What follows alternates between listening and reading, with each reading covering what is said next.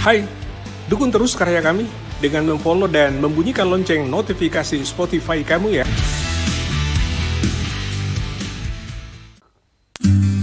Telaga Humanistik.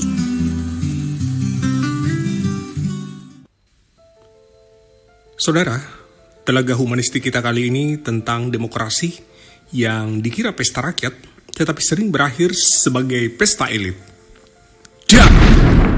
Begitulah kira-kira bunyinya saat jutaan orang datang ke TPS dengan harapan, lalu pulang dengan tinta di jari, sementara suara mereka lenyap di lorong gelap perhitungan. Demokrasi yang katanya dari rakyat, oleh rakyat, untuk rakyat, kadang terasa lebih mirip dari elit, oleh elit, untuk elit. Kotak suara memang penuh, tapi suara hati rakyat entah terselip di mana. Kita kira ini adalah panggung demokrasi, ternyata area dagang politik. Warga berdatangan dengan antusiasme yang tinggi, membawa harapan yang sederhana, namun harga beras yang terjangkau dan anak bisa sekolah, serta pekerjaan lebih mudah adalah menjadi harapan yang luar biasa mereka bawa pada saat ke TPS. Mereka duduk di bilik suara dengan hikmat, menusukkan paku seolah sedang menitipkan doa pada kertas kecil.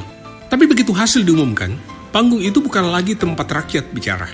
Itu meja tawar-menawar kursi, jatah menteri, dan konsesi proyek.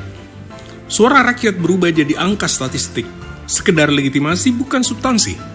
Yang lebih ironis, demokrasi kita kadang lebih sibuk dengan teknis daripada etika. Ribut soal sistem terbuka atau tertutup, ribut soal quick count atau real count. Sementara, substansi tentang siapa yang benar-benar mewakili kepentingan rakyat itu jarang banget tersentuh. Hannah Arendt telah mengingatkan bahwa politik semestinya menjadi ruang akan tampilnya kebebasan. Tapi di negeri ini, politik sering menjadi ruang tampilnya sponsor. Ironi demokrasi kita hari ini, kita membawa harapan, mereka membawa algoritma. Di atas kertas, pemilu adalah ajang kebebasan untuk memilih. Tapi di dunia real, algoritma medsos, iklan politik berbayar, serta para buzzer bayangan ikut menentukan siapa yang terlihat mulia dan siapa yang dianggap hina. Sosiolog Manuel Castells menyebut ini network society, masyarakat yang dikendalikan oleh arus informasi. Dan dalam arus itu, suara warga itu bisa tenggelam jika dia tidak punya daya amplifikasi. Ironisnya, suara paling tulus justru seringkali datang dari mereka yang tidak bersuara. Petani di pelosok, nelayan yang perahunya makin berat oleh biaya solar, buruh yang upahnya habis sebelum akhir bulan. Suara mereka jarang terdengar di ruang-ruang elit, karena kalah bising oleh tepuk tangan buzzer dan orasi politik yang lebih mirip iklan. Lantas, kalau rakyat berhenti percaya, siapa lagi yang bisa menjaga demokrasi?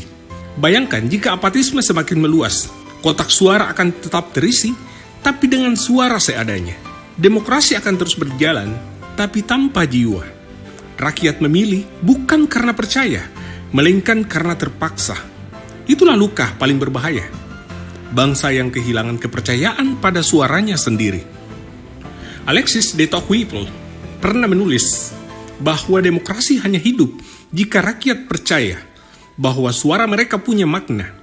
Dan Antonio Gramsci menambahkan, krisis terbesar sebuah bangsa bukanlah krisis ekonomi, melainkan krisis kepercayaan.